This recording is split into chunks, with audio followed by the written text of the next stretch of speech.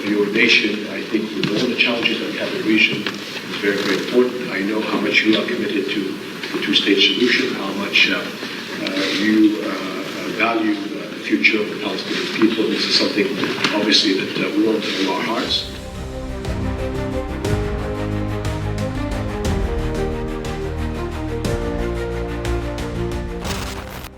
Tidak banyak negara di dunia yang dipuji langsung oleh pemimpin Arab soal Gaza. Namun, pada pertemuan di Amman, Raja Yordania justru mengatakan sesuatu yang mengejutkan kepada Presiden Indonesia. Ia menyebut komitmen Indonesia untuk melindungi rakyat Gaza sebagai langkah yang sangat berani, bukan sekedar ucapan diplomasi biasa, karena Yordania adalah salah satu negara yang paling dekat dengan konflik Palestina secara geografis, politik, dan keamanan. Artinya, yang berbicara bukan pengamat, melainkan pihak yang benar-benar berada di jantung krisis Timur Tengah. Dan sejak pernyataan itu muncul, posisi Indonesia semakin kuat.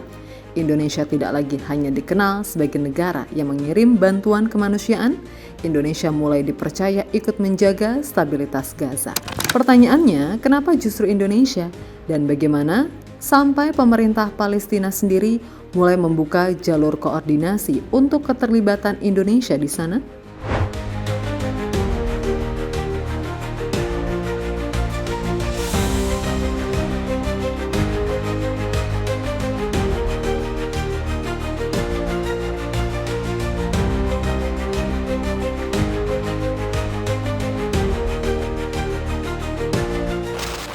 Pertemuan itu berlangsung di Istana Basman, Amman, Yordania pada 25 Februari 2026. Presiden Indonesia bertemu langsung dengan Raja Yordania, Abdullah II Ibnu Al-Hussein.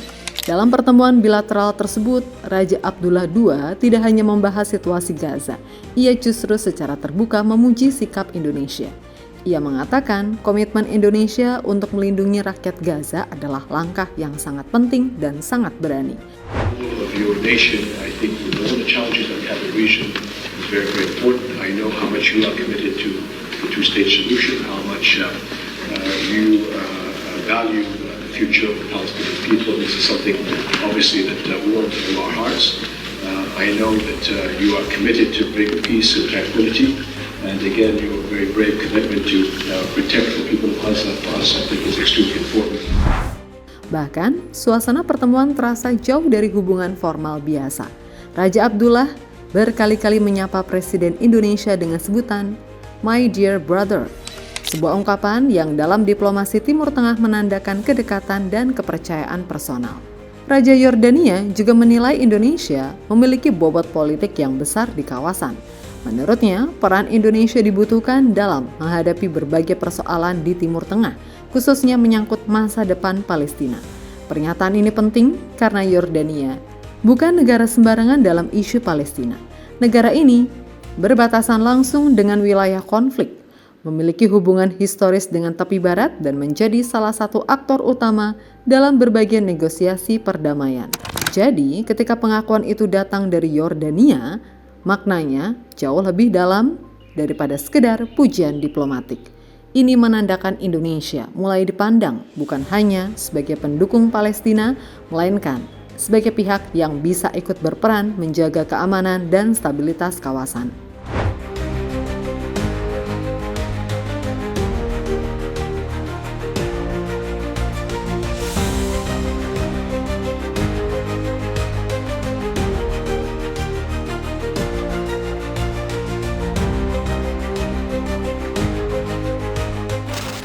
Pujian dari Raja Yordania ternyata bukan hanya simbolis. Seusai pertemuan itu, Menteri Luar Negeri RI Sugiono menyampaikan bahwa Yordania siap mendukung Indonesia ketika mengirim pasukan ke Gaza.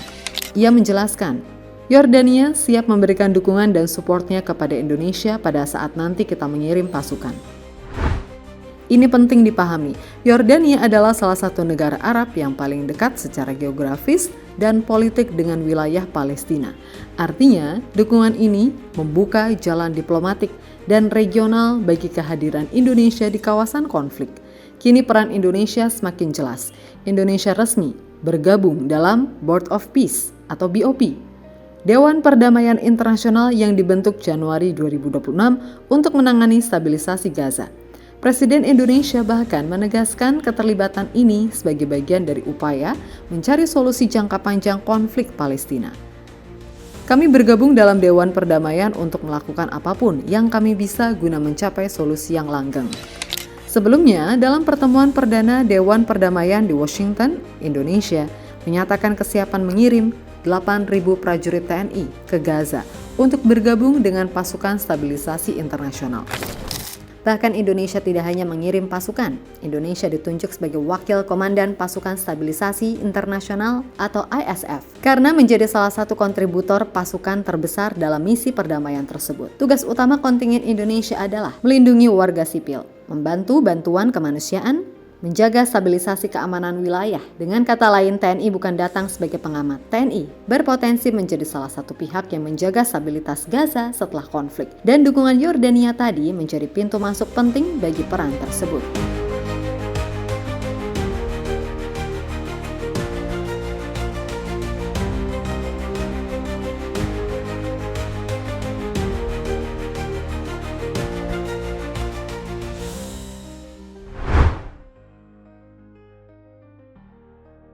Seiring rencana masuknya pasukan internasional ke Gaza, langkah penting justru datang dari pihak Palestina sendiri.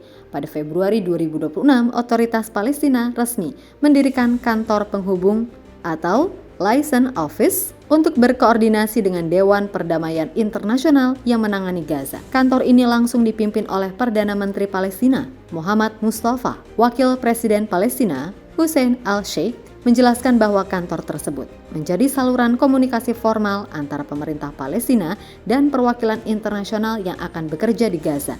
Ia menyebut langkah itu sebagai transisi praktis untuk meringankan penderitaan rakyat Palestina, serta mendukung implementasi rencana perdamaian dan stabilisasi wilayah. Artinya Gaza tidak akan dibiarkan tanpa pengelolaan setelah konflik.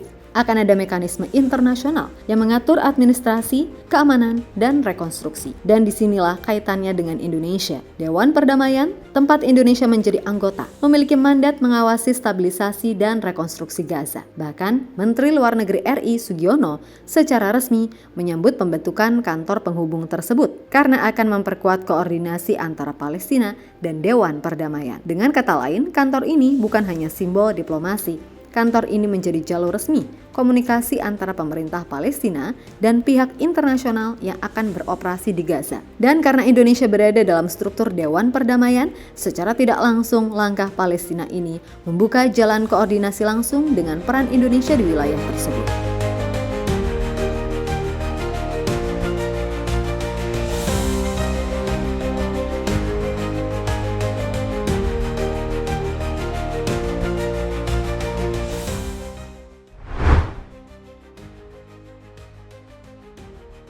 Perkembangan berikutnya menunjukkan bahwa hubungan Indonesia dan Palestina tidak lagi sebatas pernyataan politik. Di sela sidang Dewan HAM PBB di Jenewa, Menteri Luar Negeri RI Sugiono bertemu langsung dengan Menteri Luar Negeri Palestina Farsen Agabekian Shahin. Dalam pertemuan itu, Indonesia menegaskan siap berperan aktif mendorong perdamaian melalui Dewan Perdamaian dan pasukan stabilisasi internasional. Sugiono juga menegaskan fokus utama kontingen Indonesia adalah melindungi warga sipil dan memberikan dukungan kemanusiaan di Gaza. Pihak Palestina pun merespon secara langsung. Menteri Luar Negeri Palestina menyampaikan apresiasi atas upaya politik Indonesia yang konsisten memperjuangkan kepentingan rakyat Palestina, serta berterima kasih atas bantuan kemanusiaan Indonesia selama ini. Koordinasi itu bahkan tidak hanya di level diplomasi. Di Jakarta, pejabat baru Duta Besar Palestina untuk Indonesia bertemu Menteri Pertahanan RI Syafri Syamsuddin. Keduanya membahas penguatan kerjasama, mulai dari bantuan medis, kemanusiaan, hingga pendidikan. Indonesia juga memberikan kesempatan studi bagi mahasiswa Palestina di Universitas Pertahanan sebagai bagian pembangunan sumber daya manusia jangka panjang. Artinya hubungan kedua negara sudah berjalan di banyak jalur sekaligus. Diplomasi, kemanusiaan, pendidikan, hingga koordinasi keamanan. Ini menunjukkan sesuatu yang penting. Indonesia bukan hanya negara yang bersimpati pada Palestina, Indonesia telah menjadi salah satu mitra yang dipercaya pemerintah Palestina dalam upaya menjaga stabilitas dan masa depan Gaza.